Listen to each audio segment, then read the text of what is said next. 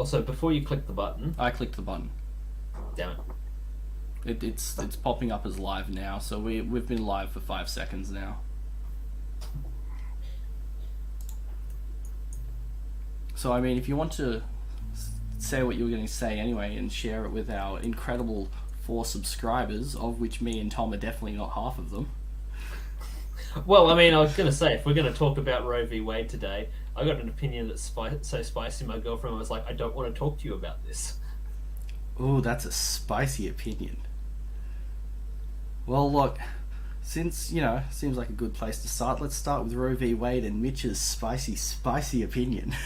But before we get into that, though, I am curious to see what you guys think about the whole issue. The panic about it from the left is completely unjustified. The celebration from the right is also completely unjustified. How can you say something so controversial yet so brave? Look, you know what they say, driving fast and furious makes your hair fall out, and well, as we can see, clearly, if I'm brave enough to do that... No, my reasoning behind that is that I've seen, and I guess what made me start thinking this originally was I forget who it was that posted a thing saying that the Supreme Court of the US has violated the UN Human Rights Declaration of Human Rights or something along those lines. And basically I was thinking, well, no, they've just made it so that state governments can actually pass laws to breach the UN Human Rights Convention. So it itself hasn't done anything. It's just allowed states to do that, which, to be honest, a lot of those states had functionally done that anyway. They've done it, but those laws are kept in check until such a time as this. And, look, we've touched on this briefly before, but basically all it means is that in places where they do go and outlaw abortion, you're just gonna have more dangerous abortions happening. It seems it's really dumb is all I really have to say about it. So my thoughts are, like, when I was talking to my girlfriend about it, she was like, do you support abortion or not? And I'm like, I think people should have access to it, but the Supreme Court decision was the right decision. And she's like, I don't want to talk to you about this. Later she came around and but like the whole thing is, like, even Justice Ruth Bader Ginsburg said that Roe v. Wade was a bad decision. And she's like super liberal. And basically what we're looking at when it comes to the Roe v. Wade decision is it's a decision that was decided on very tenuous logic. And anyone who's got any experience with constitutional law in America, they pretty much agree with that. Like, it was not a matter of if Roe v. Wade would be repealed, but when. Yeah, look, I'm not overly familiar with the logic behind the decision. It's very American, and American politics makes me want to basically adopt their gun laws so I can blow my own brains out. Because it's absolutely mental. But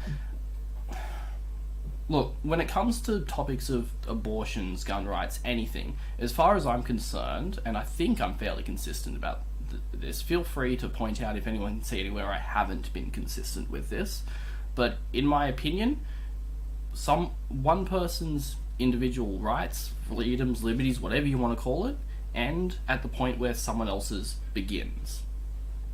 And I think most people would agree with you on that point. It's just arguing the point of where is that point?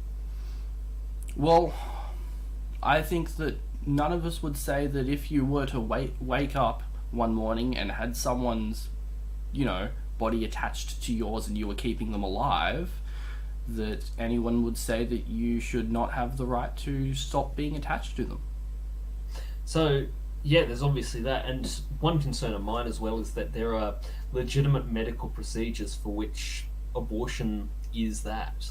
like ectopic pregnancies, miscarriage, where still, the brain hasn't developed and you're going to be delivering a stillbirth. I've got a rather conservative, like religiously conservative friend who's a nurse, and she says she has performed abortion procedures and she would do it again in those cases because it is a medically necessary procedure. I think that's what a lot of the debate misses. I mean, at the end of the day, if you want less abortions to happen, as we've all said before, the best way to do it is to give people proper education so that they don't get knocked up in the first place. Yeah, just telling kids don't just say no, or you're a what's the one that was used for us? Sex is like a piece of sticky tape, and you stick it on your arm, and every time you tear it off, you lose a little bit of stickiness. Yep. No, that is not effective sex ed. No, it's in the not at slightest. all. And it frustrates the absolute hell out of me that the same people who are saying that they want to force women to carry a pregnancy to term no matter what are the exact same people that don't want any regulations around guns when school shootings happen, and also don't want to support people who can't afford to take care of a child. So once the child's born, they're more than happy to leave it in the gutter to die. It's just before it's born when not allowed to remove it, even if there's a medical reason. So I think we should give some due credit to the Catholic. Oh god, that tastes sour in my mouth to say that. Give some due credit to the Catholic Church here, because at least they do run orphanages and all of that sort of thing. Like they do put their money where their mouth is there. I do take your point though about the politicians. I don't think they could give two hoots. No, and it comes across as incredibly hypocritical at the very least. Sociopathic would be a more accurate description, though. I mean, as far as I'm concerned, yes, abortion should absolutely be a thing, but the decision was the right decision to make. They should have put it as legislation 40 years ago, because they've had that opportunity for years. Oh, the yeah. Democrats have had control of both houses, both the Senate and the House. They could have done this at any point, and it would have survived a challenge on the basis of the 10th Amendment by appealing to the Interstate Commerce Clause. The fact that the Democrats haven't enshrined in law and had tested by case law abortion protections shows that this is an issue that they've been using to drum up their voter base rather than to genuinely look out for people who need the assistance. Well, it's kind of like the old saying that if you fix everyone's problems, that you won't have any reason to vote for you anymore. That's exactly it. And the Republicans do the exact same thing with gun rights, all of that sort of stuff too. So let's not pretend one side's any better than the other on this. Yeah, look, I don't think it will change much in the short term.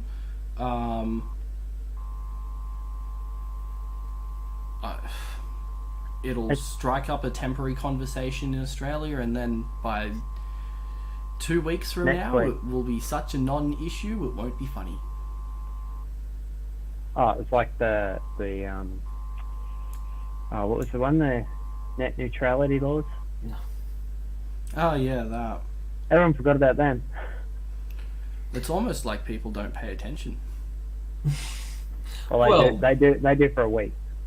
Well, Ukraine was current thing, and now the then Pride Month was current thing, and now Roe v. Wade is current thing. Oh, before that, inflation. You've got inflation. Of course, yes. No, of course. Oh, yeah. look, And fuel prices. oil. Speaking of people that, pay attention to something for a week and then forget about it. So how's that for a nice segue? But you guys remember how a particular leader of a particular party that likes a particular colour that is, a combination of blue and yellow, held a press conference and a certain flag was not behind them. Yeah, Sky News is still going on about that. It's been a week, and they're still dedicating nightly segments to it. Well, they can't complain about Labor's economic management because if they did, it would blow back so hard that it was actually that they're still inheriting Liberals' policies. Well, that and Labor's been in power for what, a month now, and hasn't had time to really do anything. But no, let's attack the Greens because we need to rile up our boomers. Oh look, it's so bad that I'm even seeing people sharing stuff like One Nation are still talking about it. One Nation should just count themselves lucky that Pauline Hanson got elected. Oh look, and this is controversial, I'm sure, but I'm happy that Pauline Hanson got re-elected. I want to hear more. Because if she was not re-elected, less memes. No, that's exactly it. Australian, like, as reprehensible as her views might be, we can't do without her in Australian politics because it's just not fun otherwise. I mean, she's like our Trump. It just makes it more interesting. But she doesn't have any actual power like Trump did. Did you? I know. Did you see her when I don't know if either of you have you read Milo Yiannopoulos, Dangerous? I've read that one. I haven't read his other books. Have you? No, read those because at I all? didn't want brain damage. But go on. To be honest, Dangerous was actually not bad. It was actually pretty good. It was the one book where I think I went through. I'm like, yeah, I agree with that. Yeah, I got to abortion. I was like, here we go. Here's one thing I'm not going to agree with. But then once I got through the chapter, I'm like, I disagree with him, but I understand his point of view. But did you see when he came to Australia, Pauline Hanson was like full fangirl. It was hilarious. wait, so you're saying Pauline Hanson, the person who, hates foreigners, She was full is not a fan fangirl of for Milo. transgender or homosexual people, was the Was fanboy full fan of of she a was full fan homosexual of gay foreigner. Milo. Yes. Yeah, she actually had him speak in Parliament House. Weird. I know, it was freaking hilarious.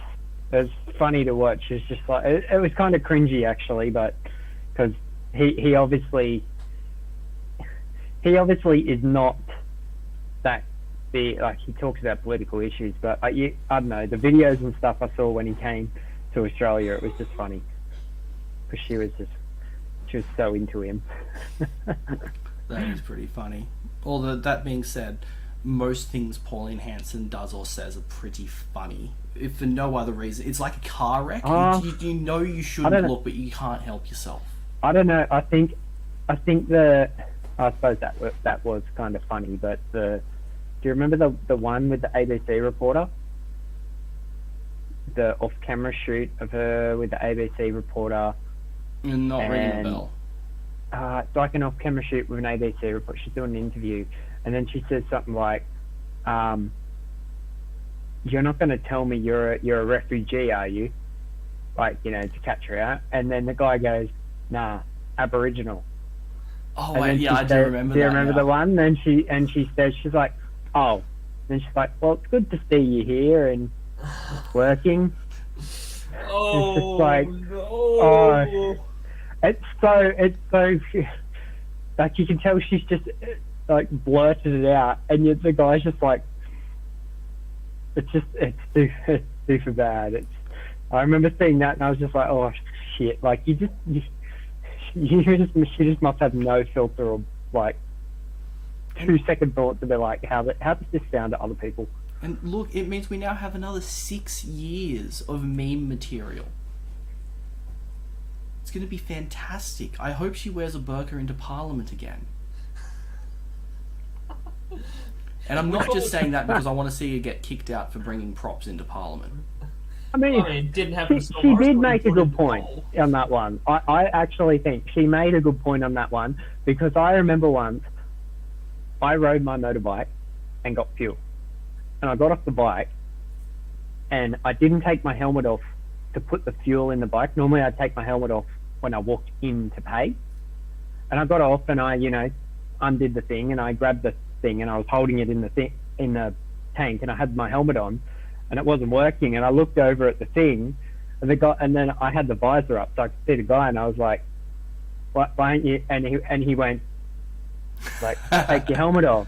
And I was like, So I had to take literally right next to me, the car next to me, was a woman in full burqa. And I remember just looking up, and I was just like, like she's in full white burqa, everything. I'm wearing a helmet and couldn't get my fuel. Yeah, look. And I remember just that moment, I was just like, this is dumb. It does seem I a have little to bit take like my a helmet double off. standard, that one. Yeah. But There's another thing. I haven't seen any of these because, again, I didn't want to risk brain damage. But apparently, her cartoons that she put out are actually kind of funny. Look, you will get brain damage from them. It's look, watching Pauline Hanson's cartoons is like locking yourself in the garage with a car running leaded gasoline. are they videos or just actual like comics? They're They're videos. videos. Oh, okay. We'll have to do a segment of watching them, Jono. Look, maybe, but also we might get accused of assault and battery for that. Which I'm sure that none of us want, and YouTube and Google probably don't want that either, because... Oh look, David dropped off again. Maybe fixated persons unit again, I bet you. Oh, no, he's back. Not the fixated Sorry, I dropped persons out unit, then. we're safe. That's the second time that's happened now. It is very annoying. That's very annoying. It's probably Google and Apple not getting along.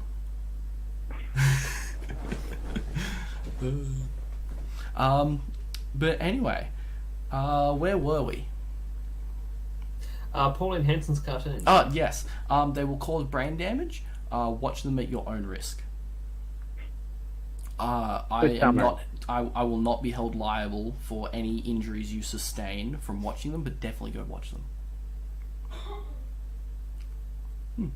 Duly noted. Well summarized. I think that's a fair summary. I think we got there because Sky News won't shut up about Adam Banter. It's fucking hilarious. Do I think Adam Bant is the best leader of the Greens? I preferred Richard Di Natale, but I think a lot of people didn't. The whole black turtleneck Steve Jobs vibe he was giving off was a little pretentious. Yeah, but like, so are the Greens. It's fine. It's part of their charm. Look, we've got like 12 Greens senators. How great is that, Sky News, that we have 12 Green senators? They love it so much.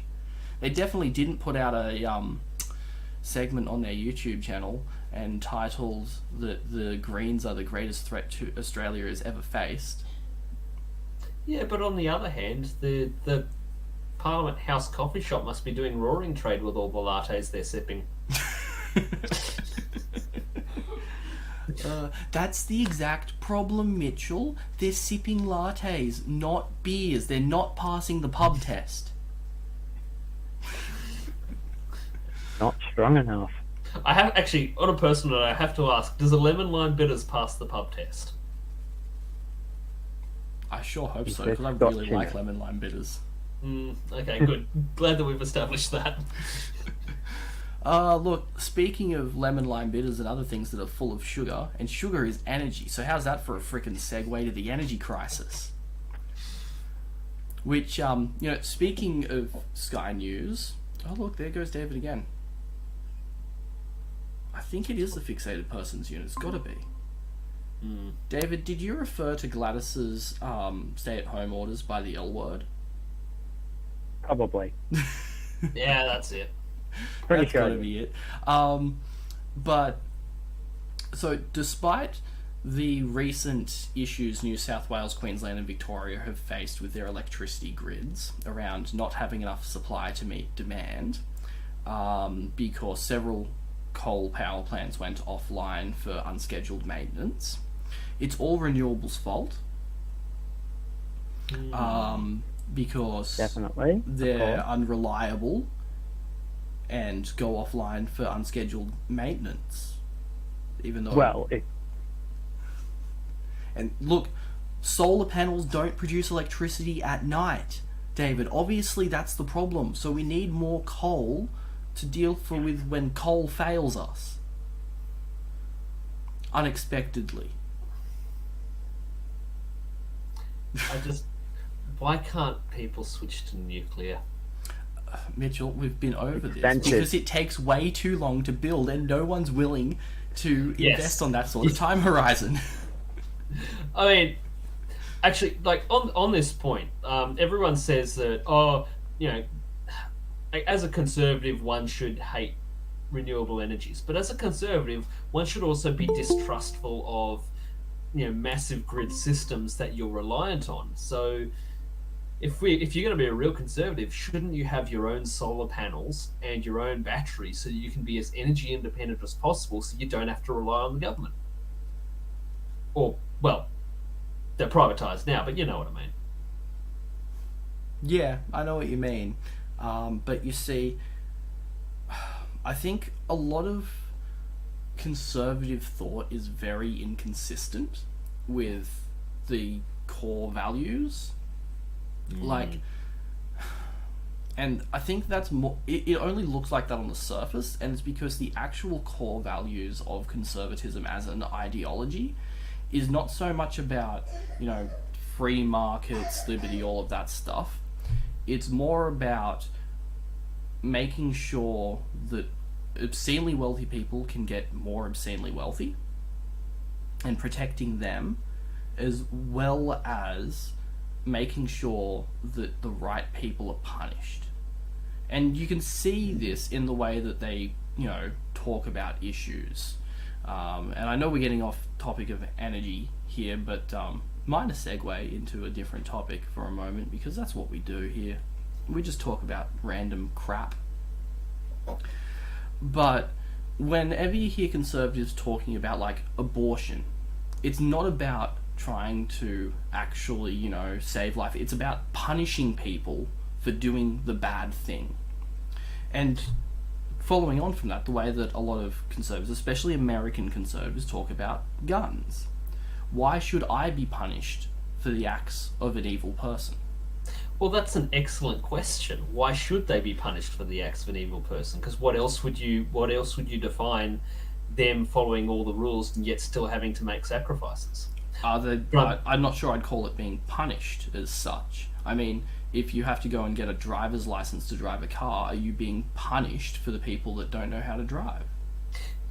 But by the same token, if someone has been drink driving or something and they smash their Lamborghini, the government's not making Lamborghinis illegal. No, but you have to have a license to drive one. On that point, we would agree. People should.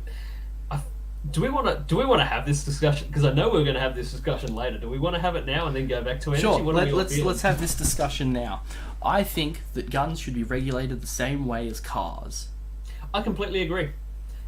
Actually, no, I disagree. I think guns should be regulated more strictly than cars, because any dumb yokel can get himself a car license. I agree. And I think what you're going to say, Mitchell, is that you say that because you want guns to be legal. I want Like cars. Yeah, are I legal. want guns. I want people to enjoy guns, and I want the right people to enjoy guns. Agreed, I'm okay with that, as long as you have a legitimate reason for, needing one. Yep. So far, things work out fairly well. There's two issues I have with Australia's gun legislation. I think we all agree safe storage is a good thing. You want to make sure that kids can't get into it and cause themselves an injury, and you want to make sure that people who are in your household who you wouldn't trust with guns aren't able to get into the gun. So I think we're all in agreement on safe storage. Mm-hmm. I think we're also all in agreement on the fact that one must be accredited as being a fit and proper person in order to access firearms. Because obviously we don't want crazy people getting there. The issue I have, however, is semi-automatic rifles and appearance laws. Those are the two big problems I have with Australian gun legislation. Appearance laws, let's start with that one, because I think we're all going to agree on this one. If your gun even resembles a military firearm in too many ways, it's illegal. When you say resembles, are you talking aesthetics or are you talking in function? In function, we're talking pistol grips, Picatinny rails, all of that sort of thing. If you have too many of that stuff going on, and this is all done in New South Wales on a very subjective basis too. There's no rhyme or reason to it. The firearms registry is a subsection of the police.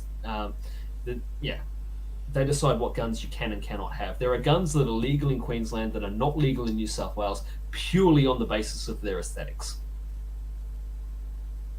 That seems a little bit silly. Things Queensland like doesn't airsoft and air rifles are illegal simply because they look like a rifle. They look like a sniper rifle, but like that, they still do shoot a projectile. They shoot, but they're all based on air. They're not technically a proper gun. You could, I don't know, Mitchell, I don't know guns, but I doubt you could probably really kill using an air rifle. I can't imagine you could kill much. You can kill birds with air rifles. You can kill a bird, yeah. You're probably not going to be able to kill maybe a person unless you shot them in the right spot, or a deer or something. But so air rifles generally run at about a 1,500 to 3,000 psi in terms of their projectile force. Airsoft guns in America generally run at about 300 to 350 psi, so a quarter as powerful. That's a tenth. Oh, if we're going 1,500 to 3,000, but yeah, I take your point. Yeah. Or in Europe, they have an upper limit of 750 psi. what's a normal paintball gun? Oh goodness, I couldn't tell you that off the top of my head. Because that's It's enough something to like cause I a guess fun for world. anyone, if anyone's listening who's not Australian, we have paintball. We do have paintball guns. You know, you can go and do a paintball thing, but those things obviously are the obvious paintball gun with the hopper thing at the top and the air canister at the bottom. Yes, in Australia, you cannot use paintball guns that feed through a magazine that would resemble a military firearm. Yeah, which is Dumb. Yeah, look, and dumb. No, aesthetic things like that seem dumb. If it's a more functional thing, like if the thing that you've done to it or whatever allows it to have incredibly high accuracy to the point that you could, shoot someone in a lethal spot with it easily, I can get that sort of thing being not allowed, but just, it looks like it. So if I paint it hot pink, does it no longer resemble a military style weapon? Well, you'd have to ask the firearms registry that, and you better be waiting 3 months for an answer because they're not going to get back to you quick. Look, I have no interest in having a gun until we had this conversation, and now I want a hot pink one just to test that. just to prove the point. Just to make a point. I am that petty. Well, I guess link it to what you said, Mitchell, as well. The semi-automatic thing, I kind of agree there. Like full automatic, yeah, I agree. Like full automatic, I don't think really anyone needs that. But not even the military. Most military doctrine these days is semi-auto. Oh, yeah. Well, semi-auto you can fire faster than an automatic under certain conditions. Yeah, but that sacrifices the accuracy of it in some cases. Firing any weapon faster sacrifices the accuracy. Yeah, but like if you're bump firing, it's like you're not going to hit anything. You're going to hit a general area. I mean, to be fair, our military also did lose a war to emus. Well, because we gave up, though.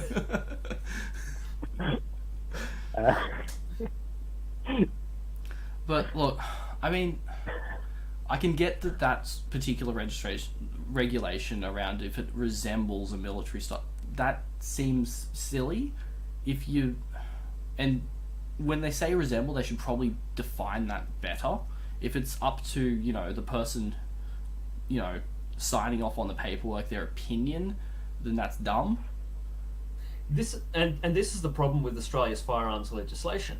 You have to work between state governments who actually set the laws, and then you've got federal customs who set regulations, requirements, suggestions on what's to be imported or not. In Queensland, for example, we don't have appearance laws, so that means we can have Gelsoft, because Gelsoft gel soft markers because that's, paintball guns are not paintball guns; they are paintball markers. Airsoft, so gel soft markers, they resemble a military firearm, but that's not important in Queensland because we don't have that law, and this is the problem. Well, some people and gun control people think that it's a problem that the National Firearms Agreement was not uniformly followed. No state in Australia has implemented every recommendation of the National Firearms Agreement. I guess that's a problem with it being a recommendation. Yeah, well, the states make those laws, so that is what that is. But going to semi-auto, yeah, obviously, as you were saying, full auto, no one really Not needs. required. Doesn't No. make sense. But But you got to think semi-auto. To me, semi-auto makes sense, and I guess maybe there'd be hunters out there who have liked the sport of you shoot, you then have to cock the bolt and put another bullet in, shoot again if you miss. That'd be a bit of a sport where it probably takes the fun out of it if you can shoot immediately, shoot again straight after. Well, I guess it raises the question: but- is if you're going to say that banning fully automatic makes sense, but you can fire and banning fully auto makes sense. If we're going to go with that, then how is that any different? Like, what's the reason for saying that should not be allowed, but a semi-auto that can theoretically fire at a similar rate with similar accuracy, why should that be allowed? it's purely a matter of security theatre, if you ask me, because if you look at mass shootings in the States, I think if you'd look at it, you'd see that fully auto firearms have not been used in mass shootings to any appreciable degree, because those with the money to get a fully automatic firearm, due to the nature of the states' laws around that, you can legally own fully automatic firearms, but you can't own any that are after 1986 unless you have a dealer's license or a maker's license. So wouldn't, based off of that, and forgive me, I'm rather ignorant when it comes to this topic. I'm just asking random shit that pops into my head. So if I say something that makes no sense, call me out go on for it. it. But wouldn't, from the sounds of it, it sounds more like we need to be banning semi-autos than full autos. Well, here's the thing. If you look at the stats in America about which guns are used in homicide and which guns are overall, you'll see that it's actually handguns that are most used in homicide, not rifles. Yeah, more people die in with handgun deaths than AR-15s and mass shootings. So should we just be banning handguns then? Actually, Mitch, If you want- are if you- handguns legal in Australia? They are. You need to be a member of a sporting club. You need to turn up 4 times a year for your competition shoots. There is stringent regulation to ensure that only the right people are part of those clubs. If you visit those clubs, you will see that they are incredibly vigilant about the sort of people who turn up. When I was inquiring about the process of getting my firearms license, which I held for 2 years in New South Wales, I'll probably get a new one now that I'm up in Queensland, but that's going to take a while, and that's fine. I'm not in a hurry. When I turned up to a club, I was getting the side eye from everyone because I was a new person. They would give me very clipped answers until they could figure out, okay, why are you doing this? Are you doing this because you have an unhealthy fixation with guns, or do you genuinely appreciate the sport? Yeah, they want to make sure you're not a psychopath. Yes, and this is the thing. Our club attendance requirements in Australia, I think, are very effective at weeding out these people. Yeah, but I think semi-autos could be legal here. I think they would almost fall into another category. Well, they're And currently I'm- Category D. You can have a Category D license if you are a full-time pest controller. So if you That's what I was going to say. I've heard of the categories, but I don't know them. But I was going to say, I feel like a semi-auto would fall into that category of someone who works and does the pest control and that sort of thing. That, to me, is a valid reason to own a semi-automatic rifle. You probably could shoot. You go out and hunt deer and kangaroos and or pets. Emus. That to me is about emus. Helicopter shooting, wild brumbies Helicopter in the shooting. snowy mountains. No, all Mitch, that we're sort of not allowed to hunt helicopters. So, and You're I'm, not pulling I'm, that one over me. I know that you're definitely not allowed to shoot down helicopters. I'm not with you, Mitchell. Are you saying they are Category D? Yeah, they are. Okay. So what do you think they should be? So there's 4 categories of firearms in Australia. So you've got Category A, which is like your 22s, sort of rimfire bolt action is Category A. So rimfire cartridges generally have a much lower power. Category B is centerfire bolt action, or like, you know, action firearms. So lever action, lever release, something where you have to manually chamber. Didn't they ban lever action shotguns? There was an issue with the Adler. That was because it was so fast, wasn't it? Yeah, but most lever guns are like that. It was just because it was a shotgun that they were concerned, because they don't like shotguns having a high rate of fire. This takes us to Category C, which is pump action shotguns and semi-auto rimfire, like a Ruger 1022, for example. Really low power. Yeah, they can still kill someone with something, but it's a lot less certain that you're going to do that. You'd use it for shooting rabbits, small game, that sort of thing. They're not powerful firearms. But shotguns, pump shotguns, are in that Category D. Category D or Category C? C, sorry. Yeah, because they are recognised to be capable of a lot more harm than a Category A or B. And here's the thing: Category A and Category B are functionally the same thing, and you're actually encouraged to apply for both at the same time on your license application, so that you've got access to a wider variety of calibers. Because there's literally no difference in Category A and Category B, except in the kind of rimfire or centerfire cartridge that you're using. Right. So are you saying it's based on the actual bullets? Yes.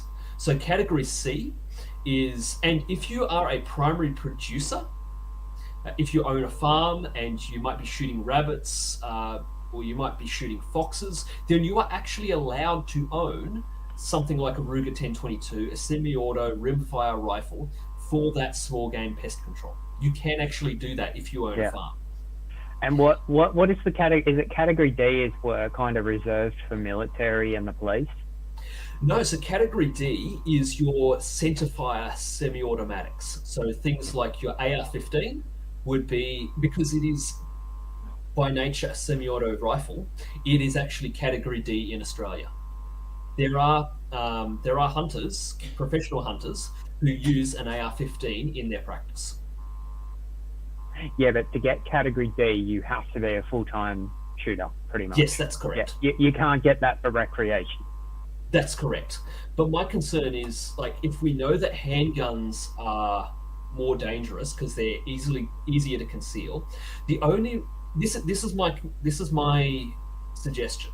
The only reason why handguns are legal in Australia and semi-auto rifles are not is because the fellow who did Port Arthur, whose name we will not mention because we don't give notoriety to mass shooters, he committed it with an AR-15. That's why centerfire semi-auto rifles are banned in Australia, in my opinion. If he had done it with a handgun, then handguns would have been banned and semi-auto rifles would have been controlled. I think on that as well, and correct me if this is my ignorance on the topic showing, but an AR-15 is going to be able to carry more larger bullets. Not more larger, like more and larger bullets than any handgun would be able to? Yes, in a sense, but if you look at the stats, in the 25 years since 1996, more murders have been in America, where you have access to both. More murders have been done with handguns because you can carry around a lot more. It's just a thoughtless thing to pull out the handgun out of the glove box of your car, all of that sort of thing. Yeah, and then someone cutting you off in traffic becomes a murder. Exactly. Yeah. All I of believe that. that the gang violence is carrying handguns. Yes, actually, this is a really interesting point. So we expect there are about 30 to 40,000 total firearm deaths in America per year. 20 to 30,000 of those are suicides. So we're actually only looking at about 10, 15,000 actual handgun homicides. 80% of that, again, is urban violence, gang on gang. Isn't there also a lot of homicides that are accidental? I think Don't know the that's number, but I have included heard. in the suicide accidental discharge sort of. I'd have Okay. to look that up. But not shooting yourself. You know, you hold the handgun, accidentally shoot someone in the house by accident. I think those are relatively negligible. Okay, I know I've Um, heard that, but it's yeah, so people tend to make mistakes. so 80% of this 10 to 15,000 number would take us to about 2 to 3,000 actual handgun homicides in America that are not gang related. And we can say that gang related stuff has to do with socioeconomic, cultural factors. That perhaps if they weren't in that situation, there'd be far less possibility of it. Is that a fair assumption to make?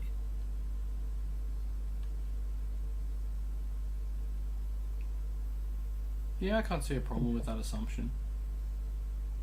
So we now have 2,000 to 3,000 actual handgun homicides that are not gang related. And that's where we start getting into the thing of, okay, how many of those are long arms and how many of those are handguns? And you'll find that the majority of those are handguns. So even if. Oh, sorry, you were going to say something? I was just going to say, I think, because I know I've heard that, yeah, handguns do, and I put this on Twitter and I could probably find it, but handguns do typically kill more people in America. But I don't think that necessarily takes away from the fact they probably need better gun laws. Oh, they absolutely do. Completely agree with you. I don't think they should ban handguns not purely because of their culture and their constitution says that they can have guns. So it's kind of different here in Australia. We don't have that, but they have a constitutional thing that says they can carry guns. And I think they should be allowed to carry handguns and they should be allowed to carry them for the reason of personal defense. I don't think that's the case in Australia because it's not the case in Australia. Australia has never enshrined a right to self-defense using exactly, and I don't think it's necessary. I think I just put myself on mute somehow, but I don't think it's necessary here. Where over there, I think they should have a right to do that. But I definitely think they need a better licensing system so that it's similar to here. If you do want to carry a handgun and you do want to carry it for self-defense reasons, you need to show that you're competent and that you're not insane. So they have federal background checks, which is about the closest that we're going to get for reasons that I just won't get into, to do with Americans' distrust of authority and record keeping. What I find interesting, though, is if you look at their concealed carry weapon permit holders, they are 37 times less likely to commit crime than the police. To be fair, American police are also really shit. This is true. It's not a surprising statistic. You may find that Australian police aren't much better, though. No, I'm not surprised. I'm pretty sure I, at the very least, and we're getting right into personal anecdotes here. So I love personal anecdotes. It's the truest form of knowledge. Grain or 12 of salt with this one. And that's potassium chloride, not sodium chloride. It's better for your heart that way. But I'm pretty sure I've never heard of an Australian police officer handcuffing someone, having them face down on the ground, and then feeling the need to dump their entire weight through their knee onto the person's neck. Yes. Well, no, it hasn't got that bad, but there are stuff like the Pinkenbar 6 where they picked up Aboriginal kids and basically dropped them a long way off and yeah, made that's them pretty walk fucked up. home. We still have issues with racial profiling of Aboriginal people. That's something. Didn't the police literally beat the shit out of the homosexuals at the Mardi Gras? Back in the day, now they march in the parade as if nothing happened. Yeah. Look, progress. Mm. I, Look how I- far we've I come. think when it comes to police violence, it's really hard for us as three cisgendered white guys to really be able to fully appreciate police violence, because odds are none of us will ever experience it personally. Yeah, all we have to do is just make some witty comments to the police, and that puts them at ease. Not If- even if that. we- I mean, look, I have discovered that driving a grandpa spec Lexus from the late 90s makes me invisible to the police.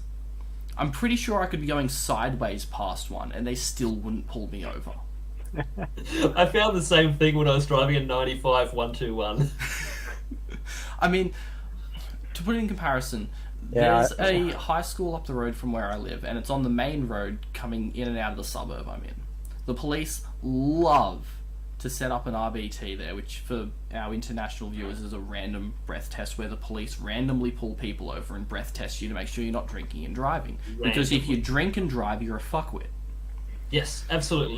Let's all agree on that. We should adopt Japan's laws where loud blow-off valves go nuts, but drinking and driving straight to jail. But I can get behind that. routinely, I will drive through there, and they will pull over the guy in front of me, and the guy behind me, and wave me through. It happens on a regular basis, and I've come to the conclusion it's because I just look like a grandpa going home from bowls. So you're probably the one who's actually been drinking with all of them. Yes, but haven't Well, drunk enough to be over the legal limit. I never felt so so pinpointed than driving a Subaru WRX with a loud full Fast and Furious blow-off valve past police. Well, that's because they're pretty sure that you're a drug dealer as a at what? that point. So, yeah. I mean, who else would drive a WRX with a loud blow-off valve other Oh, than it was terrible. drug dealers and vape enthusiasts? Yeah, it How was else are you terrible. supposed to let everyone know that you've got products? It's not. I What are you had gonna do? that. Throw a good pair of shoes over the wire? You see I- this in front of me? No, it's setting off fireworks now, Mitchell. They set off I had the fireworks when they're stock one ready. back on that car in like within 2 weeks of buying it. I think when I got it, I was next to a cop at the lights and had to take off, and it was so loud, and I was just like trying to drive like a snail. It was terrible. Well, I mean, look, the point is that none of us are ever really going to experience police violence against us. Whereas, if we were of a darker complexion and, lived in the Northern Territory, we probably would. Changes those odds drastically, which I hope everyone agree is bad.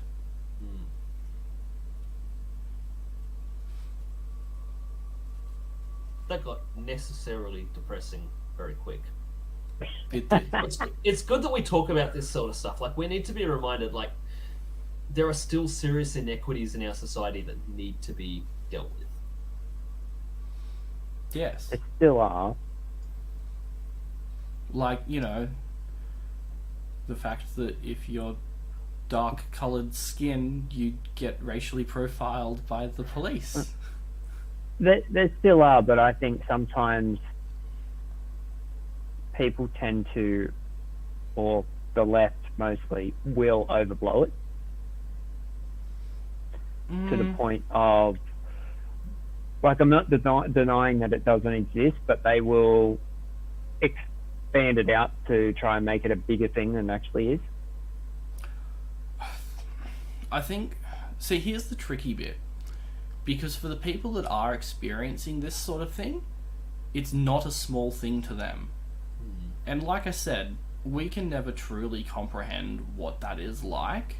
So to us, to us it's going to seem like it's less of an issue than it is, and to them, possibly, it could seem like more of an issue because it impacts them directly and in some rather dramatic ways. Which, I mean... See, here I would normally ask for an example, but I know you're not that person, so I can't. I know you're just going to be like, Look, I don't have an example off the top of my head. Yeah. But if you want, I can Google one up for you. I'm sure there's plenty out there.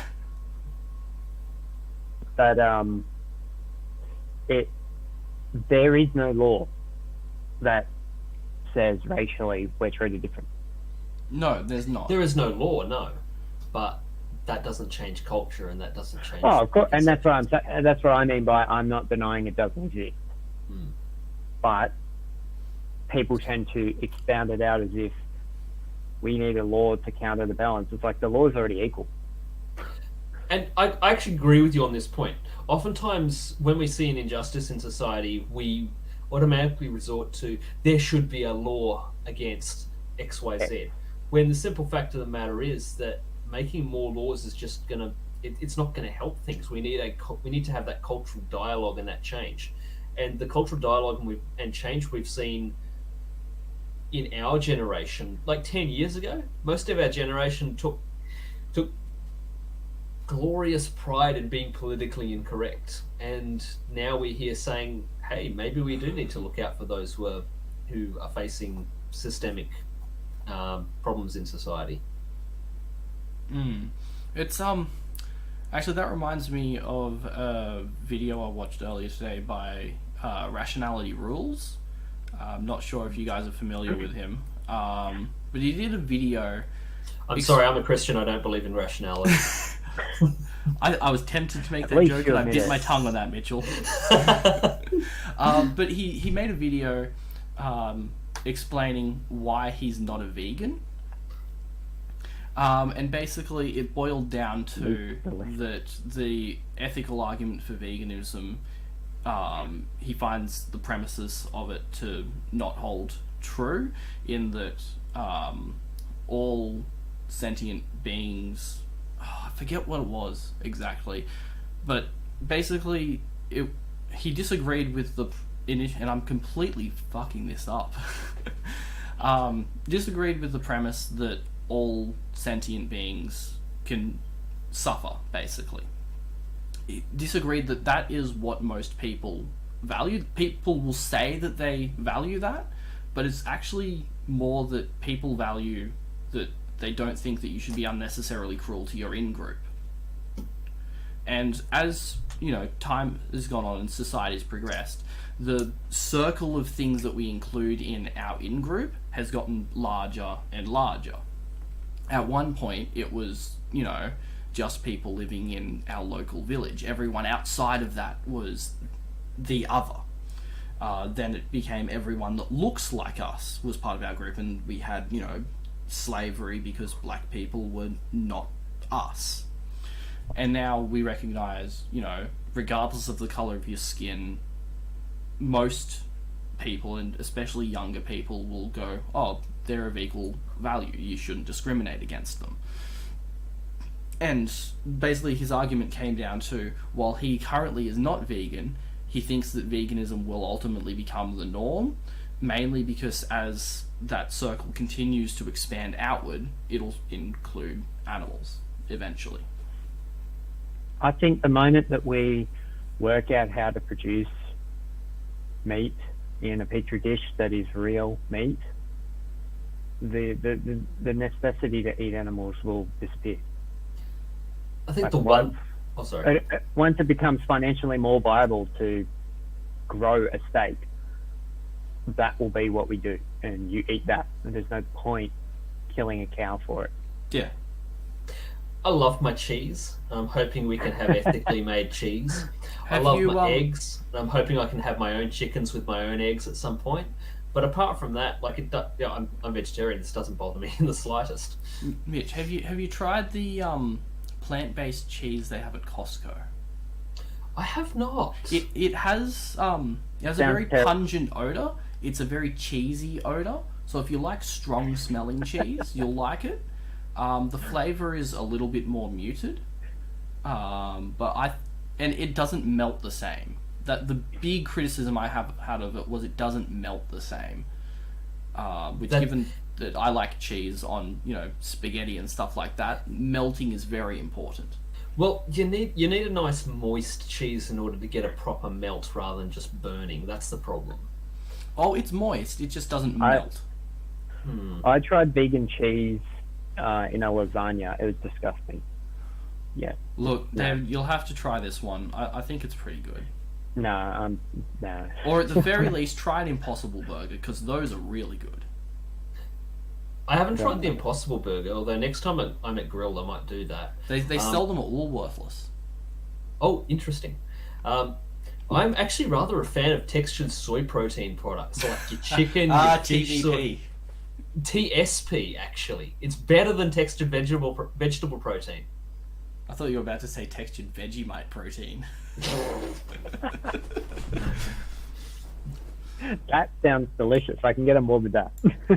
Like, actually, and this is going to sound super weird, the Coles chicken parmigiana, like, not chicken parmigiana, surprisingly good. I really enjoyed it. I'll have to try it sometime. Again, it's all a little expensive, and that's why I generally tend to go for the Sanitarium Life Health Foods sort of stuff, because it's just the cheapest. Oh, look, here's what I do. I go into Coles, I go to the section where they have all of the plant-based meat substitutes, and I look for the little yellow stickers. Yes. And then I for everything with a yellow sticker goes in the cart, and then when it gets home it goes into the freezer, and that stuff sorted for the next month. I hear that. That's how I tried the Coles chicken parmy stuff. It was on sale for like less than half price. And I'm like, won't say no to that. I mean, I also do that same thing with pizzas and get $1.50 pizzas. We started talking about. I don't think we intended to talk about food, but like I'm enjoying this. Oh, look. We came back to it from veganism, which I don't know how that came up. In groups, people In groups, are in In groups, yeah, which somehow came from firearms. I came from firearms because we're talking about the violence that minorities face at the hands of the Oh, police. right, yep. Which, look, I think we can all agree, and At the hands of each other. I think that that's police should definitely not be racially profiling. Mm. I suppose, but then you got to consider, I can't remember what book I was reading, and it was talking about America and how, and obviously there's reasons that we probably won't get into as to why this, but obviously crime rates in black communities are higher than white communities for reasons that are huge. But I feel we're not the ones who are qualified to talk about why. exactly, but if police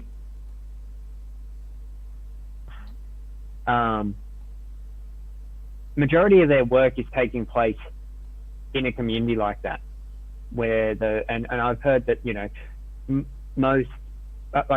most black people killed by black people, most white people killed by white people. That's just a statistic. Is that people typically kill their in groups, and I guess if a police officer is working in an area and 90% of their work is one profile of person, they're probably going to become attuned to that profile of person. Well, I think Now, that's the reasons behind why that is higher are, largely socioeconomic. largely, yes. But I guess I could understand imagine being a police officer in that environment where nearly all the people who are committing crimes are of a specific, whether it's white, black, Hispanic, whatever, ethnicity. You're going to begin to see the trend and probably get used to it, and in that area start profiling and, I guess, paying attention. Well, I to that guess sort of that's thing where a you little could bit more. how's this for a very shortly thought out solution to such a problem? Have a police department policy where they just have to rotate people around the areas they patrol more often. Yeah, I think that'd work. But I you've don't got to think it would consider solve the the whole community they problem, work but- in. They might not want to travel. I mean, why not even adopt the British principle of community policing, like policing with the consent of the community? Like you go into that community to work with the community leaders and organizations rather than outside of their influence. Like if you're having conversations with the community, you get to know what they need, and you get to know how you can better serve them. So, yeah. I mean, that could be a good solution as well. Just look at us, three Australians telling the Americans how to do their job. I thought we were talking Like about the our rest police. of the world. Because, I mean, look, I have government housing over my back fence. So, I have a little bit of insight into what goes on. And, to be honest, I don't think police is the solution. The problems that that I have the tiniest of little glimpses into, and I need to just emphasize that I'm not saying that I know everything that goes on there. There's a lot of stuff that I'm sure that I am completely oblivious to. But I don't think police is the correct solution. I think proper social services is very important. I think you'd solve a lot of these issues by raising, financial safety nets. People turn to crime for one reason alone, and that's because the pain of not doing the crime is greater than the pain of doing the crime if they get caught. People don't go and steal shit because they have that thing already. If that makes sense. You're not going to go steal a TV if you already have a nice one. You're not going to go and, steal someone's car if you already have one. If you don't need that thing, you're not going to go and just take it. So, if you really want to come up with a solution to these problems, like with everything, and this might just be because, I studied economics at university and feel the need to actually use that knowledge for something. But I think the solution is rooted in economics. I mean, speaking from my own personal experience, spending, several years at uni as a student, eating, noodles for breakfast, lunch, and dinner. Actually, I still do that a little bit. What's that? I was gonna say. I do the same thing. I get the fancy noodles now. And then, finishing uni, getting a job that pays an acceptable amount. I mean, I definitely feel less stressed about money, whereas given, the fact that you have fatherless homes, you're going to get an increase in crime rate. All of the predictive measures that predict if you're going to have a high crime rate boil back down to economics, because families are more likely to... The majority of arguments between spouses is over money. Mm. So if people have enough money, they're less likely to argue, which means they're more likely to stay together for longer, which means children have a more stable home, which means they're more likely to actually go to school and pay attention in school, and they're less likely to do crime, and they're more likely to then go on to university and get a better job, and it gets out of hand like that. And all of a sudden, you have a decrease in the crime rate because it's just not worth it. Mm.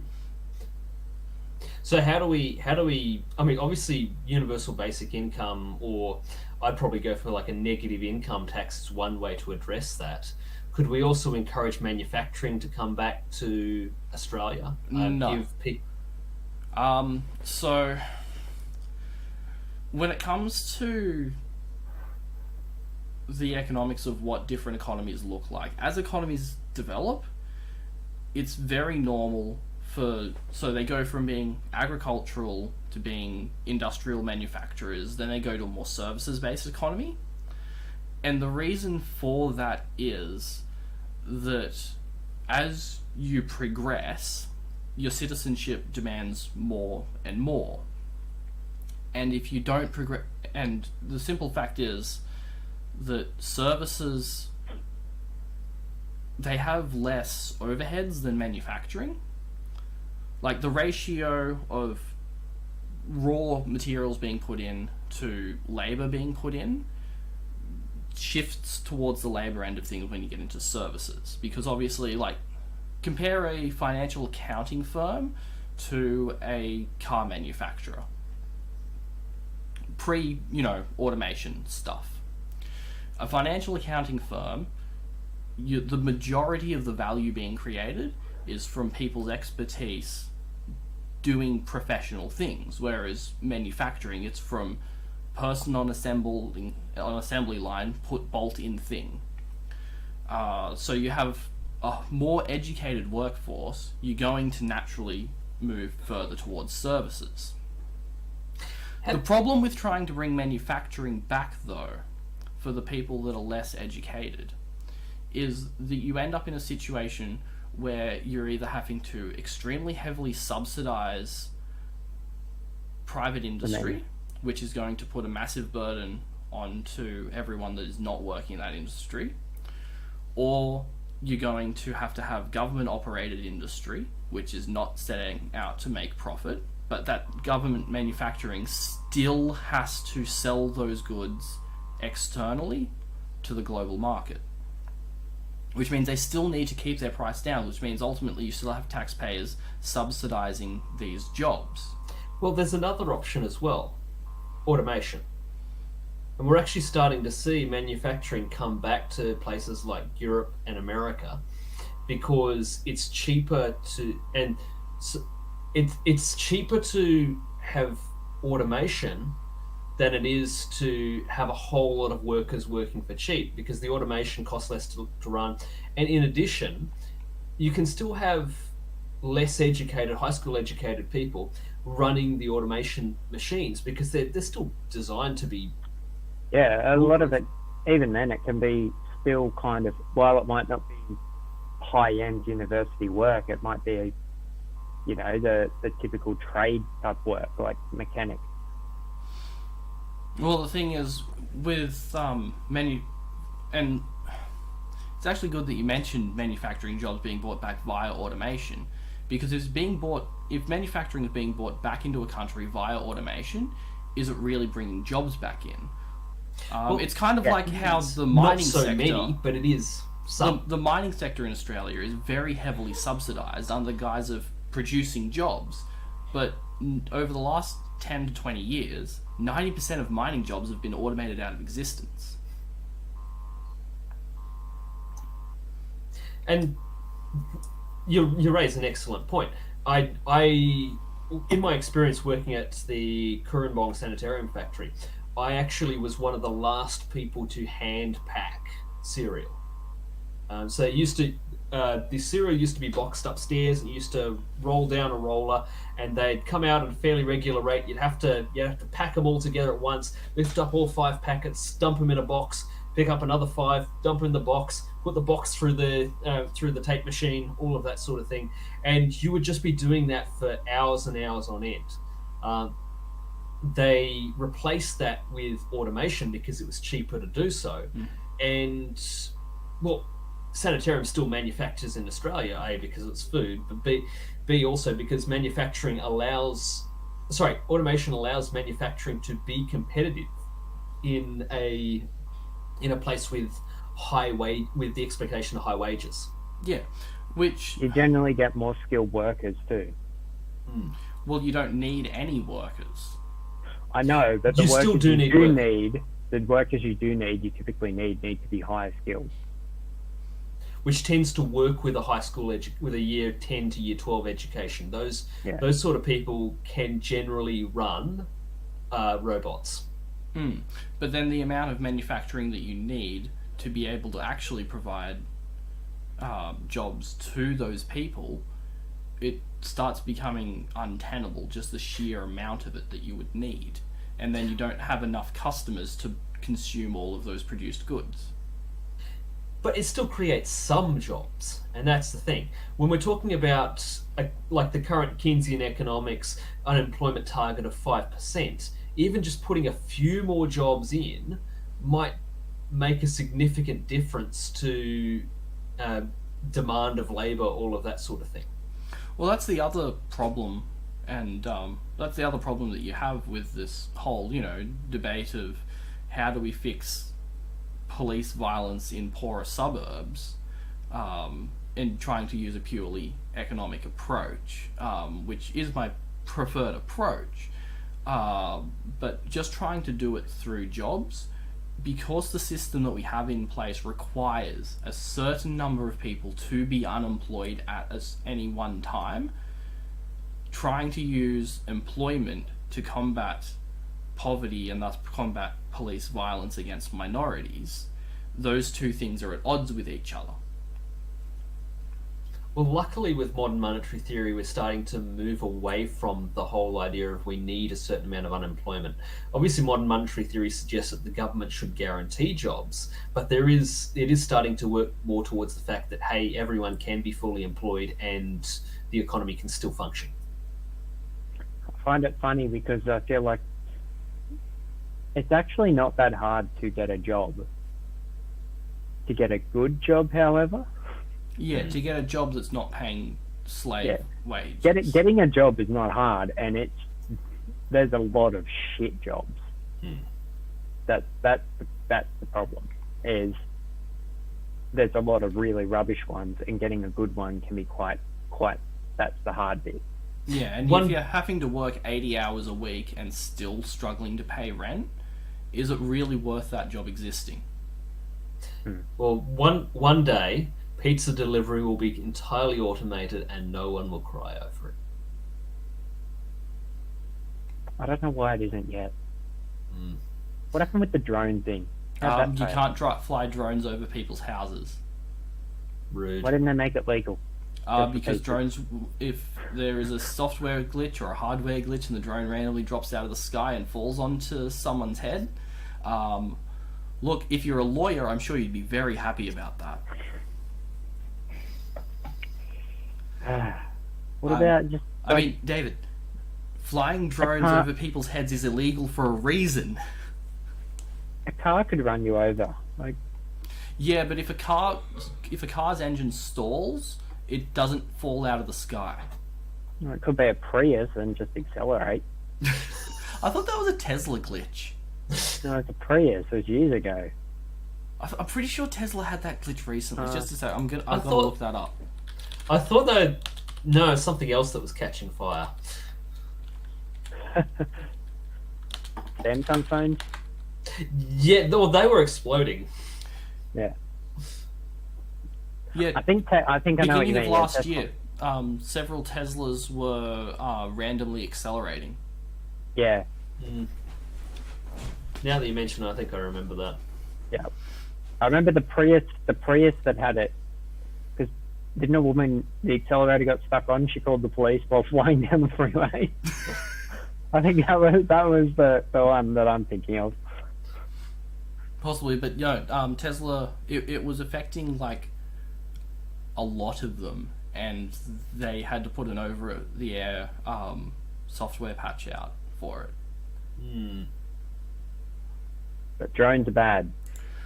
Look, imagine that, but combine it with falling out of the sky. And very sharp spinning blades. They're usually plastic. I know, Surely we can get them to take take roadways. I mean, yeah, why not? Why not just battery powered RC cars?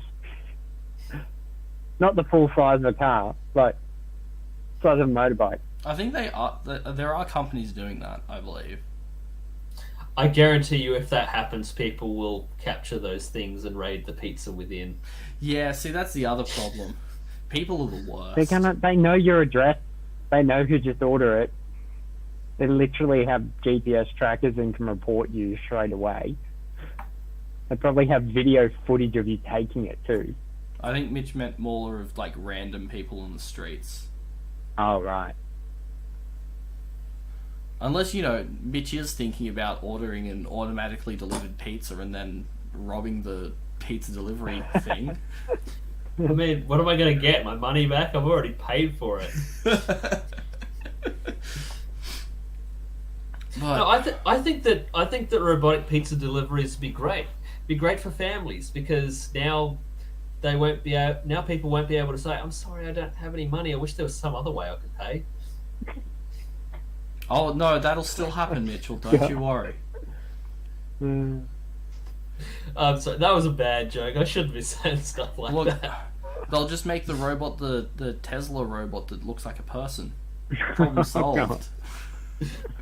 With an incredibly seedy moustache and like hella wrinkles. Is there anything else I can help you with? Actually, did you? Oh, we're getting way too off topic. I shouldn't bring that up. No, off topic's fine. Okay, well, actually, did you guys hear that Ron Jeremy recently got done for sexual assault? No. Who's No. that? I was going to say, I have no idea who that is. Don't tell me. How did you guys not know this through pop cultural osmosis? No. And I don't recommend Googling it either. Do not recommend Look, Googling the fact it. that when I start typing it in, it comes up Ron Jeremy's trial 2021. Oh god. This is looking... That guy looks seedy as fuck. Yeah. This comes as no surprise whatsoever. Given that he was a porn star, apparently. 21 Anyway. sexual assault accusers.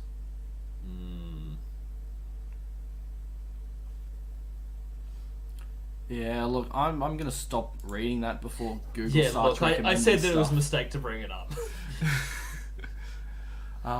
But let's get back to the energy crisis. So we've Yes. gone full circle. We talked about guns, now we're back to energy. And look, we know that Mitchell wants to, split atoms and have nuclear, but it's never happening. I do Mitchell. too. It's I never do too, happening. but I just know it won't happen. Yeah, I think small modular But- reactors, and even then we'll see if it's economical in 10 years. I don't think it, David, you muted yourself again. I don't know how that's happening. Somehow my headset is putting me on mute. If it's anything like my headset, it's got a sensor in the ear cup, and if it gets pulled back, it'll automatically mute itself. It's not coming off my ear. It just keeps randomly muting me. It might be a dead sensor then. I don't think we will get nuclear here, but I do think Australia could definitely cash in on the rest of the world using nuclear with uranium. I thought mean- we already were doing that. Probably Not sure. to an even greater extent. I think we could go a bit. I think it's kind of, I think we do it, but it's a little bit taboo, so they don't fully go in on it. I reckon, use uranium to just swap it with coal. We have a shit ton of uranium, just like we've had heaps of coal. It's obviously it's still mining, yes, which isn't great, but it is much better for the environment than coal ever would be. And I think Tom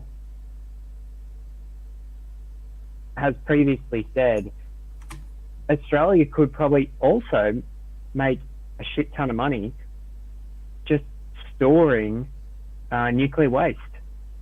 Well, there's that, and we The could center also. of our country is freaking huge, and no one is there. Well, that's because no one wants to live in the middle of a desert. Exactly. Let's put nuclear waste there. Like, Well, it's on top the of that, perfect. what I perfect spot. don't get is when it comes to the topic of energy, I hear it way too often about how we need to secure gas or oil so that we have energy security. And it's like, we have so much solar resource in this country. There is sun that hits places reliably every single day that it's ridiculous that we don't have more solar in this country. You can either store it in solar photovoltaic, then use batteries, pumped hydro, flywheels, whatever you want to use to store the energy. Hell, use it to run the air compressors and pump air into all of the fracking wells around the country. I don't care. But I don't get the sheer aversion to renewables and the absolute obsession with coal and gas and oil by conservatives in this country. I don't get it. Well, I mean, there's a massive they've got business financial opportunity stake in it. for this. Well, there's Yeah, a financial stake in these industries. We're heavy, because we create primary resources. We're heavy into mining, and it's easier to dig it out of the ground and burn it. Because we don't have manufacturing. We're not going to be enriched by putting up turbines, all of that sort of thing, because we just don't have that industry here in Australia. Australians aren't going to be made rich if we move to renewable energy. Well, but we could, if we can then export that energy. And Yeah, I mean, but you can do you're that. expecting our politicians to think long term. Yes, that is what I expect them to do, and they need to get good, scrub. Stop being shit. You're great. Mitchell, tell him he's dreaming. I'm not confident of their ability to think past the election cycle. Unfortunately, Look, I'm not. I feel like I'm contradicting myself almost, but I'm not. While I say I don't get it, when I say that, I mean purely from an economics standpoint. What they're doing makes no sense at all. I fully get that you have the Gina Reinhardts and Fatty McFuckheads of the country making massive donations to both Liberal and Labour, so neither of them are going to do anything about this. But it frustrates the shit out of me. Well, I think now, like you were saying, there's a lot more Greens in politics after this election that we probably will see a bit more of a shift. I'm not really sure on what that shift will be. Like I remember thinking, it's not going to be towards nuclear. yeah, I got solar on my house 12 No, but months it was ago. never going to be towards nuclear. No, not nuclear here. I would hope that perhaps they would try and sell and cash in on a nuclear push around the world. But I don't imagine nuclear here, where we could, that's the thing, we could cash in on the nuclear, but for our own energy, we could still have renewables. Like we could kill it so that we don't, basically, anything we dig out of the ground, we don't need to keep for ourselves. And just export it all. And then, stupid headset, if they figure out a way, obviously, storing all that renewables, which could be batteries, it could be hydrogen or whatnot, that would just be pure exports. But I got solar 12 months ago, and when I got solar, obviously the tack on to solar is you get a house battery, but that was like literally another 10 to 15 grand, which I didn't want to do at the time. So I've got solar on the roof, but I don't have a battery. And then I thought, it doesn't make sense. Like, why isn't the energy companies building mass batteries that they could literally, because when you've got solar, you sell the solar back to them at wholesale rates. So you get like 7 cents Yeah, if you like. per kilowatt. When you import that energy back from them, you have to pay like 20 or 50 cents based on peak or whatever you're on, whatever rate you're on. Mm-hmm. So why the hell aren't they building mass storage devices like batteries? They could hugely cash in on that. They could pay me my 7 cents to store the power I sold to them and then sell it back to me later at night for 25 cents. So I don't get why they would not do mass batteries as a business model for communities or towns, rather than forcing people to put batteries in every single house, which obviously has more waste more production costs because you're making the same thing over and over again rather than just the central point. And it's also going to pretty much put the energy companies out of business, because if I get a battery on the house, I pretty much will not need grid power. Have you guys followed much of Michael Schellenberger's work on renewables and nuclear power? No, I'm not familiar with No. that. Have a look at some of his stuff, because he makes a pretty convincing case that nuclear power should be part of the mix. He argues that a lot of the move towards renewables, and like, don't get me wrong, I would love to have a because I want to be self-sufficient. I want to have my own solar panels, my own power generation available to me. I think it's important to have that available. But one thing he says is that the roadblocks that were put in front of nuclear energy were done so by the fossil fuel industry, who supported renewables as the clean option. Like, I don't think nuclear and renewables necessarily compete with one another. Well, they don't. They're complementary, and I see no reason why we can't run both. What we look at nuclear France and really America, competes with is storage. in a sense. But my question is, how quickly can we scale up storage and renewables? Well, the problem is that as we start scaling up storage, at least when you're talking just about batteries, we're going to hit a point where the cost of batteries stops going down. And as we've been talking about this, over the last Right week or now, so, batteries can't provide enough. unless we come up with a new battery chemistry, like a completely new one that doesn't require all of the, lithium, cobalt that current batteries require, you're going to see prices start going up as those materials start to run out. And I've got an ethical question for you as well. Where are we finding our materials for batteries, and are they necessarily being sourced in an ethical way? For the lithium, most of it comes from Australia. Good. Okay, we can be sure of that then. Cobalt, though, Democratic Republic of Congo, it's not so democratic. Yeah, I don't like that. Yeah, it's questionable, that one. So my suggestion is, if we go to nuclear generally tends to use, well, uranium we dig out of the ground here in Australia, so we can be assured of the righteousness of that. But also it tends to use more conventional materials, concrete, steel, all of that sort of thing, which we can fairly well guarantee are done ethically. One thing that nuclear does use that probably is another resource to think about is it uses a lot of water. I've got open here the BWRX 300, which is a small modular reactor done by General Electric.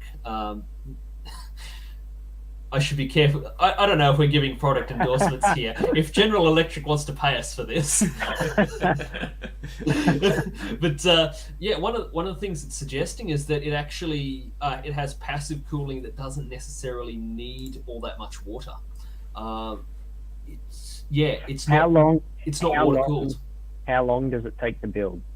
Well, it would be built in a factory, so to speak. These things are supposed to be slotted in. What's its energy output like, though? Because if it's using 300 megawatt hours, if we get 5 of those, then we match the output of Vales Point Power Station. See, this is starting to ring some alarm bells in my head, because what you're saying is a nuclear reactor that doesn't use a lot of water, is small, puts out a lot of power, and not terribly much power, but is I see passively where John cooled. is going. It sounds too good to be true. Yes, it sounds like there's a massive butt here somewhere. I was waiting for you to say it sounds like a bomb. Look, honestly, Small, built in a factory, it's passively cooled, puts out a lot of power. Here's the problem with it, though. Deployable as early as 2028. There's the massive butt. There we go. There's the massive butt. See, and that's the thing. We don't have until 2028 to solve this problem. I mean, as we currently stand, we've already hit 1.2 degrees of warming. 1.5 is kind of as high as we can realistically go without drastically changing the way we live our lives, just to account for the natural things that will happen at that point. If we keep going as we're going and don't seriously address emissions, like now, we're heading straight for 3 degrees of warming, which, while, you're told it's not that bad, if you actually go and look at it seems pretty apocalyptic to me. I agree with you, John. I agree. We have to do something. We have to do something now to avoid that, and avoiding it is the best course of action. But humans traditionally have always been late to respond, and we only worry about we're very short-term thinkers, yes, as we know from politicians.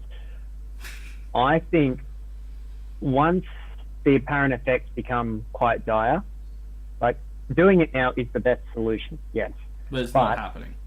No, it's not. The politicians that aren't thinking about that.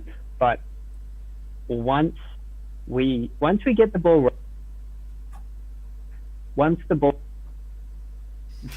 this stupid headset. Once we start moving to renewables, it'll expound. But then once the weather and climate start to uptick, that there's nothing to say that we won't invent technology to reverse the effects of what we've done. I'm sure eventually we will. I think we will. I think what will happen is we'll react, the planet will warm, and it will warm slower than what we're predicting because we will have somewhat reacted. Then it will get real bad, and humanity will go, oh shit, we need to do something, and it will be a massive global over effort to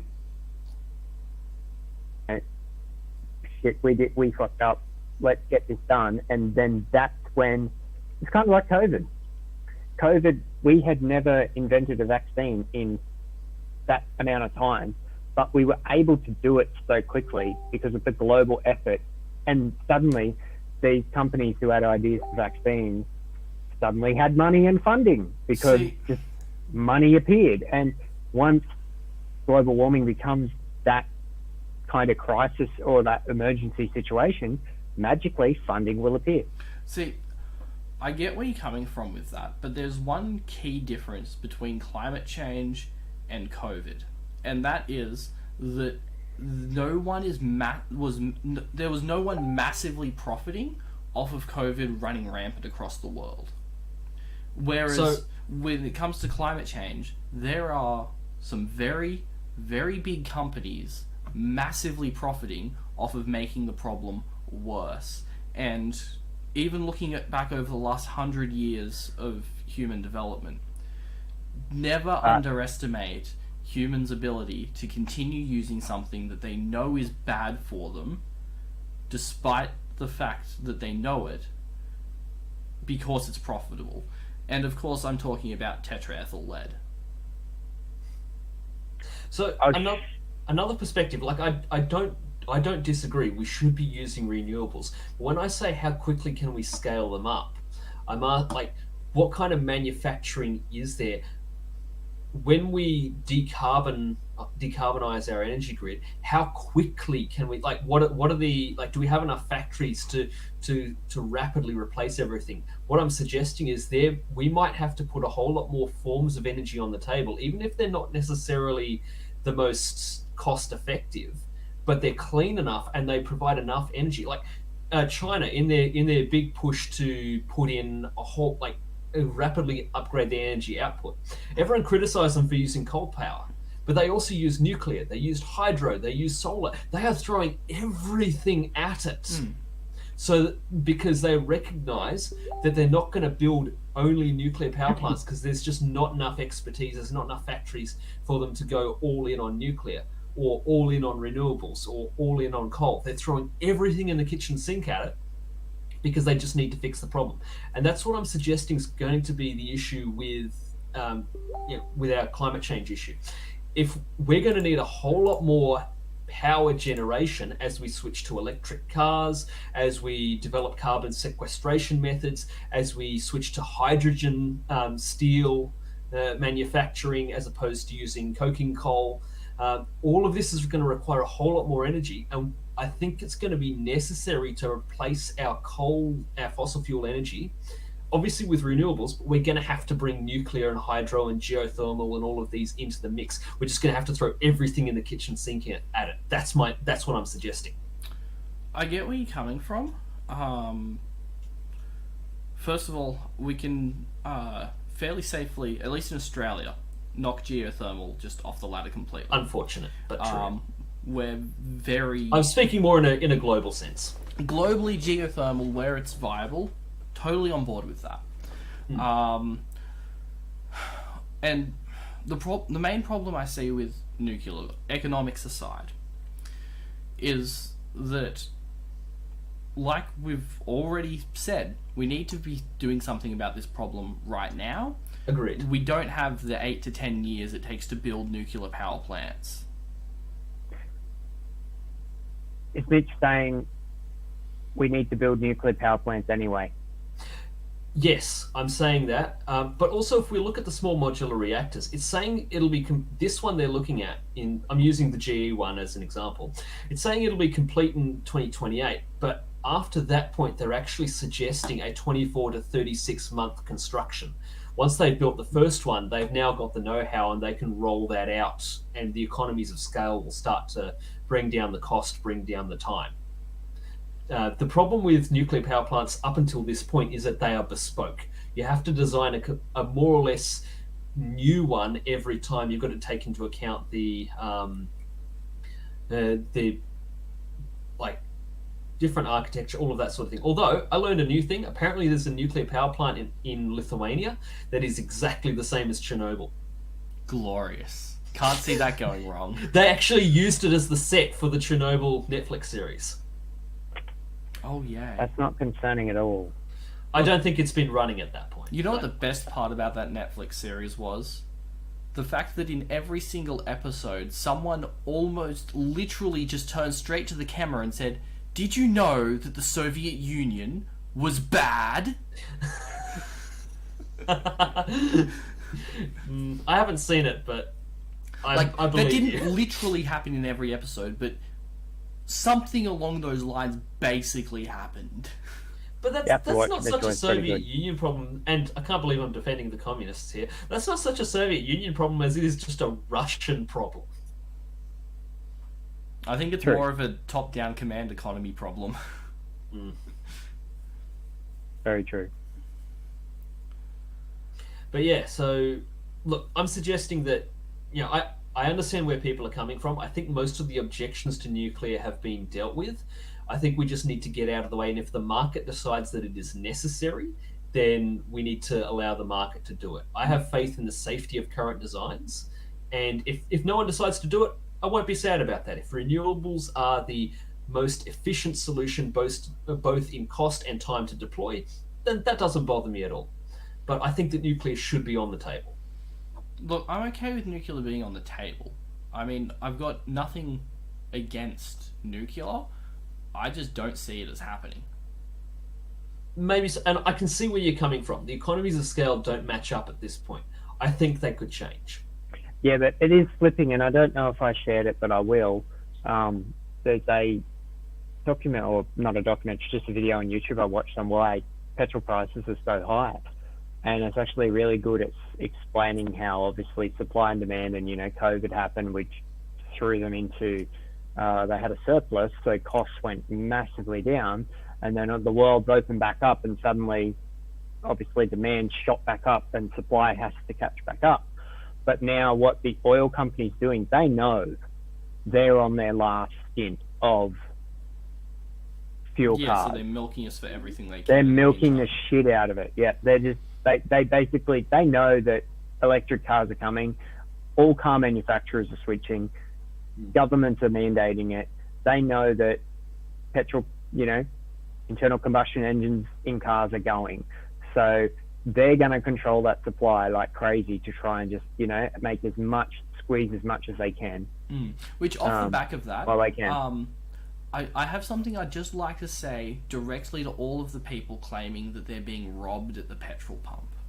You're not being robbed at the petrol pump. You're paying the fair market price welcome to capitalism, bitch. I mean, if it was really welcome to capitalism, we wouldn't see so many restrictions on electric car rollout in Australia as we've seen over the last 9 Well, years. that's the other thing that is absolutely frustrating to me, is the sheer number of people that are like, oh, we need to not subsidise renewables. If they were actually economically viable, they'd go on their own. It's like, sorry, we give 10 times the subsidy to just mining coal in this country. And you have the hide and audacity, Sky News, to talk about subsidies to renewables and how it skews the market.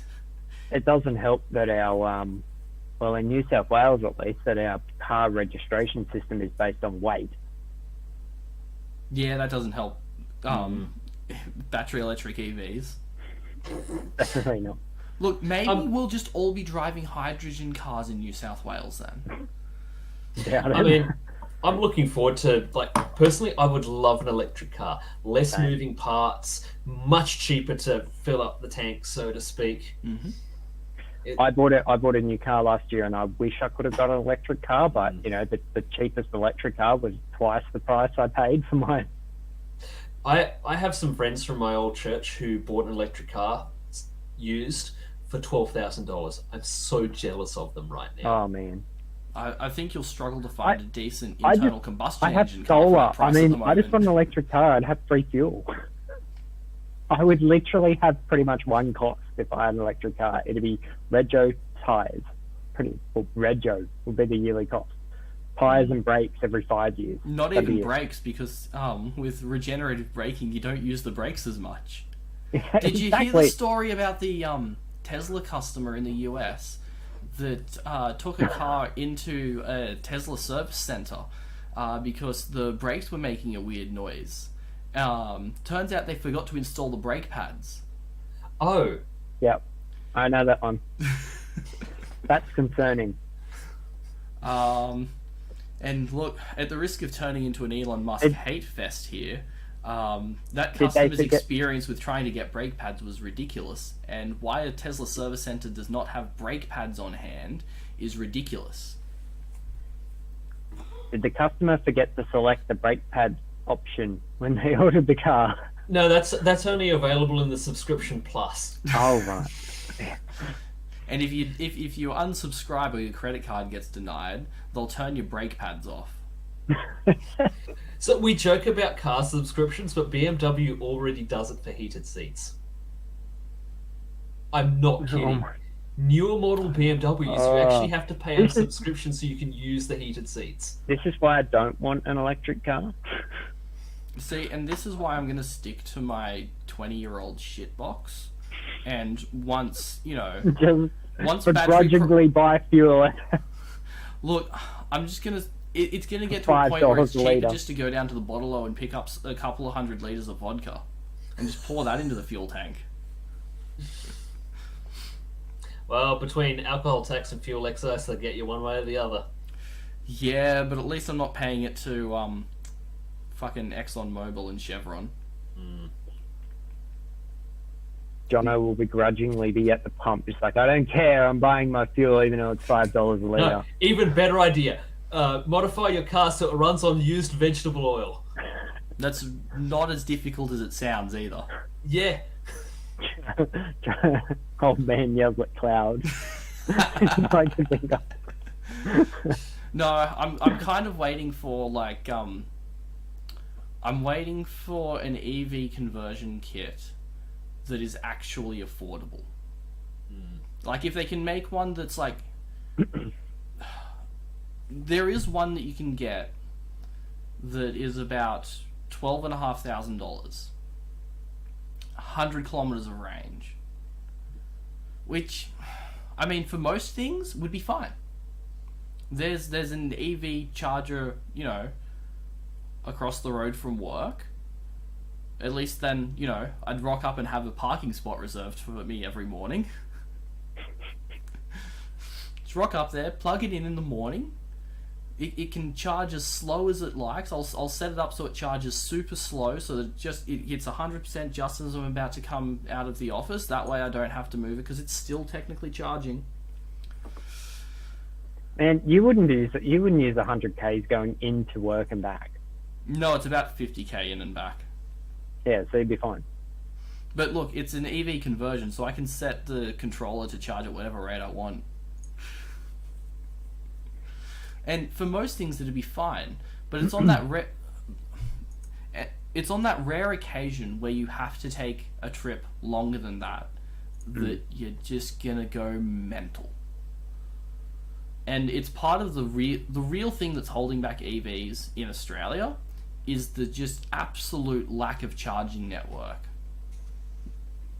It'll come. For those that are familiar with what's his name? John Cadogan, autoexpert.com.au, as he says it. He did a video about it, I think it was a month and a half back, basically going from Goulburn to Sydney. Or, no, it was Canberra to Sydney via Goulburn. And he rocked up there. There should have been 3 EV chargers. None of them worked. Fun. Gents, I hate to interrupt this, but I've got some good news for us all. New South Wales beat Queensland 44-12. Go Tasmania!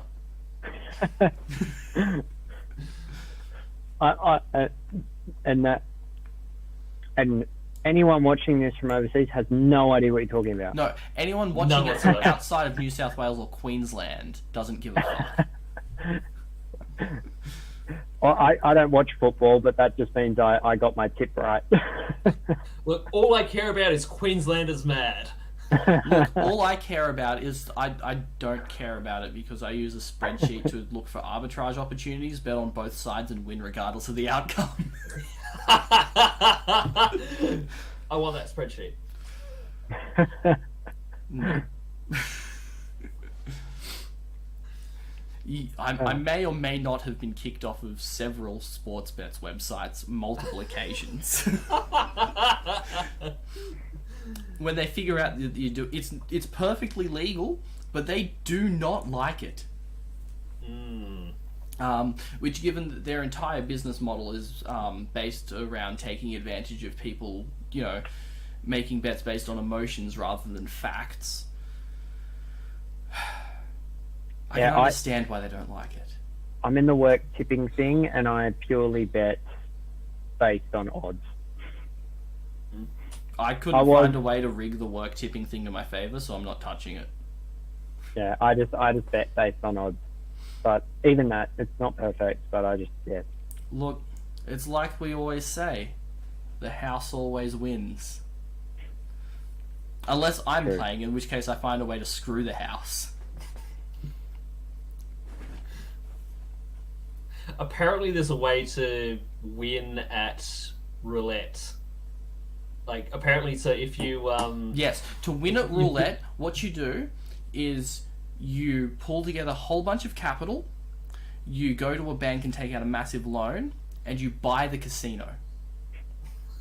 No, apparently what you do, I can't verify this, so no one listening, this is not financial advice. Do not gamble responsibly. r/not financial advice. So apparently what you do is you put equal amounts on red and black. When one wins, you double the other. I think I've heard this. Or something like that. The math still says no. Sorry? The math still says no. I'll leave it to you. You're the one who actually...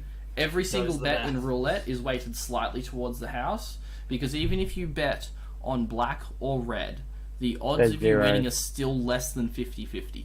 That's right, because you've got that number the 37. Because there's the 2 green zeros on the wheel. True. Every single green bet, zero. no matter what bet you make, it's weighted towards the house. I think what Mitchell's saying is by betting one and then doubling the other, you're playing. You technically are still weighted towards the house, but you're playing to the odds. The odds are in your favour by betting It sounds like bad maths to me because It is less likely, I guess, what the odds are, as much as the odds are still on every individual bet of 50-50, and they're not 50-50, but look, for argument, they're to simplify, 50-50, they'd be red or black. let's go from roulette to They're not going to be red game to where red to red. To simplify it, let's go from roulette to a game where you flip a coin, where heads would be black and tails is red. So we've actually improved the odds of each of them. Yeah. If you bet equal amounts on each, so you flip the coin, comes up heads, so you then double your bet on tails. The odds of tails is still 50. It is still 50, but getting heads. No. See, this is where the bad maths comes in. I know what you're saying. I'm just pointing out that you're just because something has come up heads before, it does not change the odds of the next round. It doesn't. Like, you could flip heads 10 times in a row. It does not make tails any more likely to come up. The chance of you flipping a coin, Jono, 10 times and getting 10 heads is rather slim. Yes, but if you've already flipped 9 heads, the odds of the next one coming up tails is still 50. I know. So why would you double your bet on it? It's still 50 because you're looking at the grander odds. Yes. Which is where the strategy makes no sense at all. Because what it sounds like you're saying is, the odds of flipping 10 heads in a row is very, very low. But once you've already flipped 9 of them and they've all come up heads, that's why you would bet tails. No, at that point, you're making the decision, but the odds of the next coin toss are still the same. I'm just trolling you now. And then if you take that and apply it to roulette, the odds become even worse. Let's talk about the odds in Monopoly. The odds of Monopoly is that one person will end up with everything and everyone else will be bankrupt. And Monopoly is an analogy for life and capitalism, where Monopoly one person gets everything and everyone else goes bankrupt. And by Monopoly was bankrupt, actually made by a Georgist too. What was that? It was made by a Georgist to say how unethical landlording was. Yes. And it's a game that is designed to be unpleasant to play. Yes. Which actually, speaking of, that's a good segue into another topic that we should discuss. Let's talk about how all landlords are bastards. I don't think my dad's a bastard. He hasn't passed on several rent increases. He hasn't passed on a rent increase to his tenant for quite a while. All landlords are bastards. Look. Well, that was a quick discussion.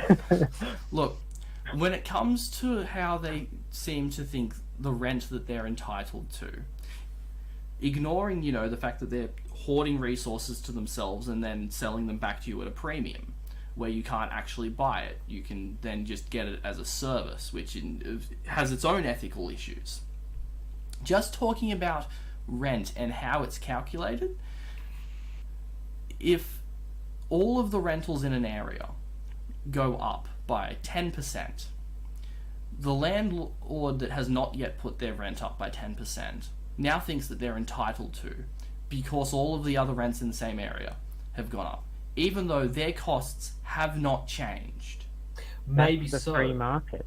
But you may wish to consider, if you put the rent up high enough and your good tenants move out, then you might be facing a lot more in repairs if you have to take the risk of getting bad tenants in. Yeah. If you're a good landlord and who's to and say you have it can't good go tenants, the other way? You do anything to keep those tenants. David, when's the last time you heard of a landlord putting I'm rent down?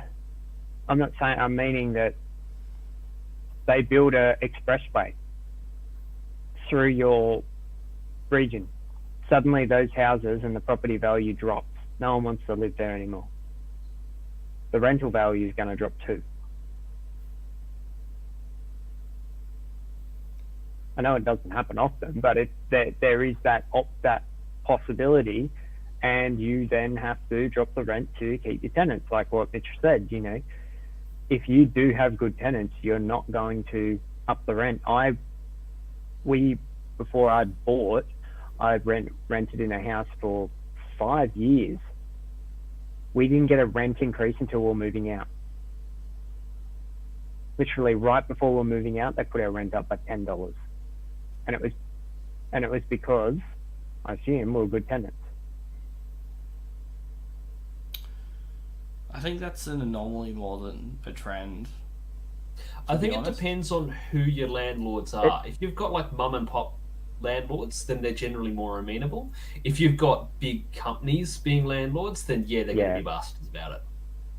And I know someone who's currently dealing with a difficult tenant who hasn't moved out, who's trashed the place a little bit. So I kind of have and I can understand, I guess, you know, you buy a property probably with the intent to retire and downsize later on, but you buy it and think, oh, I'll rent it out for a while, and then something like that happens. I can understand the frustrations be like that, you know, how some tenants think that a house they're renting, they can do what they want, and realistically, bond doesn't cover what they can do, and you know, them just not leaving or not paying. There's not much you can do. Like, you can sue them, but are you really going to get your money back? Probably not. You've still got a mortgage to pay.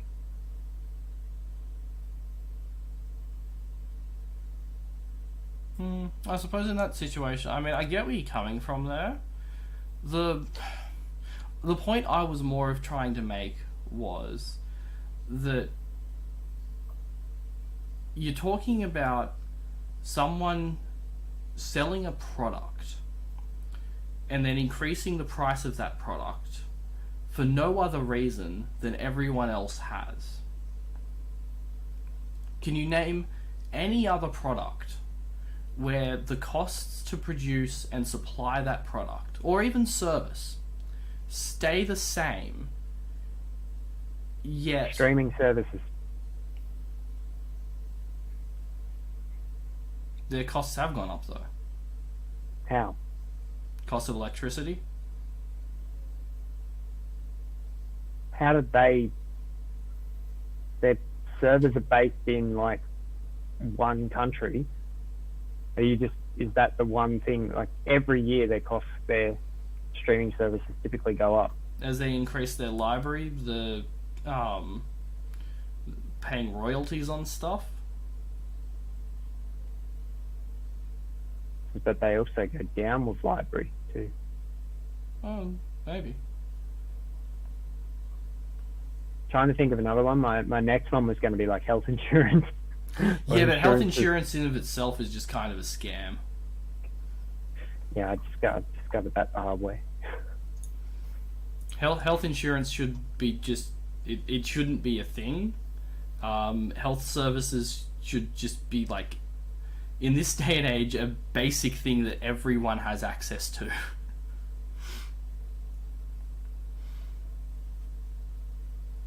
I feel like that's an entirely different discussion. That is a very different discussion, which I'm sure we'll talk about at some point. Maybe next time the Liberals are in and try to privatise our health system more.